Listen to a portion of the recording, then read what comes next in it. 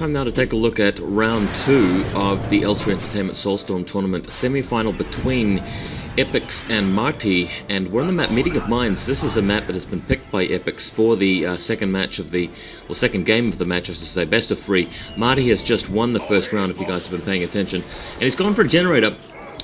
As you may, wouldn't be surprised for him to do, really.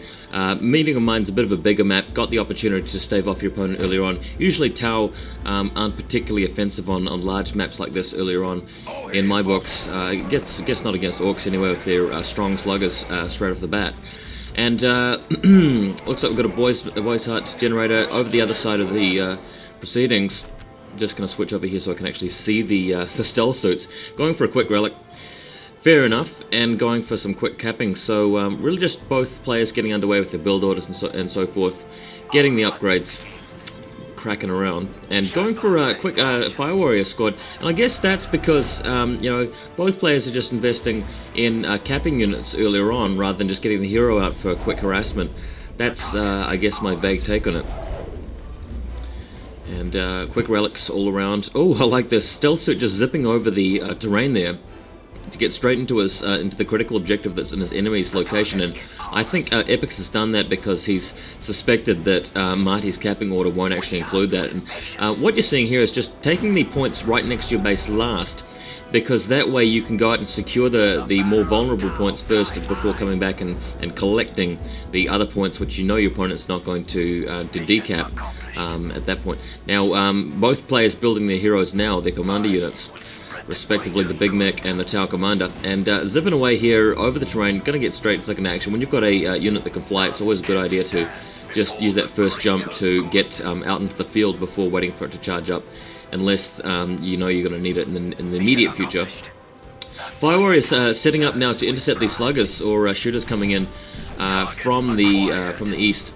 Looks like a shooter squad, actually, and they don't outrange the Tau Fire Warriors. That's why they've been driven back here. But Fire Warrior Commander just moving in to do a bit of scouting here. He's going to see relics been taken. He's going to see that slugger unit hanging around. But the Big Mech's caught up with him, so that's going to be a cause for retreat right there.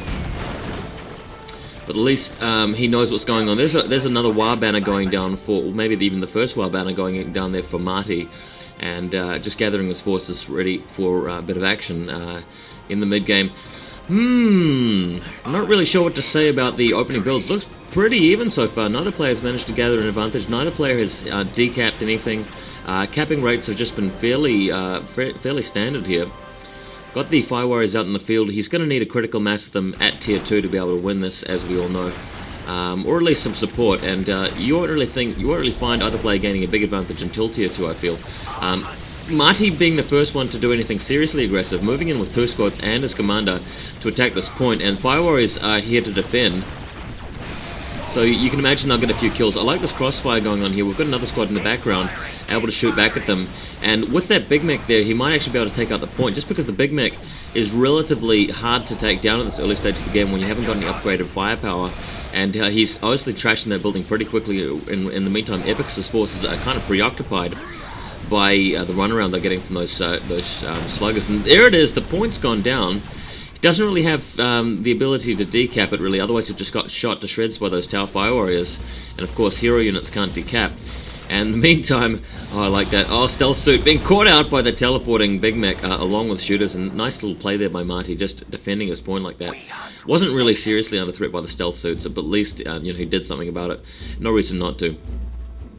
So for now, Marty's still hanging around and building some more War Banners, and Epix is still well in this. He's been attacked, he's beaten it off. He should safely make it to tier 2 before long if both players just hang on their respective sides of the map. And at that point in time, I feel like the advantage is probably going to go towards Epix, although Marty will have a strong economy as well. He'll be able to choose to build a lot of Storm Boys if he wants. He'll be able to get trucks and so forth if he needs them. And we will see. We will see. Points going back up quick smart. A lot of generators back at home. Going to the path to Enlightenment now. That's going to be tier 2. It looks like we're already 1/3 into it. So just a bit of a countdown now until we see those really critical Tau upgrades. Let's just have a talk about them. The range upgrade for Tower Fire Warrior squads is critical. That's obviously going to make them much more dangerous. Grenades, photon grenades will be useful, as well as those commanders. Don't forget, though, a couple of other critical upgrades will be in the form of those stealth suits, giving them the fusion blasters to actually nail buildings, which is really annoying if you're facing tower. You're stuck in a big firefight with their fire warriors, and it's really annoying to sort of try and out-micro them by getting close combat troops in to deflect them. And in the meantime, you've got these invisible units in your base destroying buildings left and right and killing your economy. So that's one of the nasty things about tower. And obviously tower the stealth suits will be able to upgrade to get this fusion blasters, as well as upgraded regular weapons as well. So that's going to make them pretty dangerous. But we've got a big mob of Storm Boys going out, so that's what the plan is for Marty. Hit now before all of those upgrades show up there for Epix, and really do some damage with these Storm Boys. Look at them. They're just ready to do some damage. Look at them. They've just got damage all over their faces. And here we go. Just heading out to avoid the main bulk of their fire warriors and flying over to hit this this listening post at the relic. That's quite cool. And in the meantime, Shooter's just staving off this fire warrior commander. Nice stuff. Big Shooter's being upgraded as well.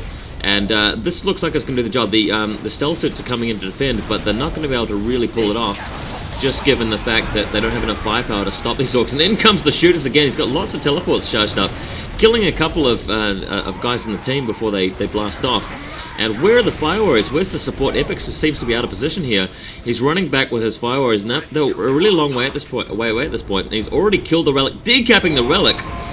Nicely played there by Marty, really doing well, and that's the damage he was looking to inflict, preventing that economy from really taking off. That relic's going to be annoying to recapture and to rebuild, and now he can just pull back, or even engage if he wanted to, and just sort of tie it up at this stage while he waits for higher tech. Maybe flash get somewhere down the line, or just a lot of vehicles would be the way to try and defeat Epix at this point in time. But Epix looking confident. He's got a lot of troops on the ground. He's ready to engage Marty in head-to-head combat if he needs to, putting down those snare traps just in case. And Storm Boys everywhere, just decapping things, really hurting the Epix's economy wherever possible. He's not really doing any decisive blows there. Oh, nice. Storm Boys taking out another LP Elsewhere on the map. And this is really good play by Marty. He seems to have trained for this. He must have really got some timing down. And Epix is spending most of his time walking across the map, not really achieving anything while his critical buildings like LPs are being taken down. So now is the time to do a bit of hit back. He's moved over to Marty's territory to actually get some shooting done. And in the meantime, losing some points there. Storm Boy's heading over into the tower base by the looks. That's looking dangerous. Got another group of fire warriors back at home to try and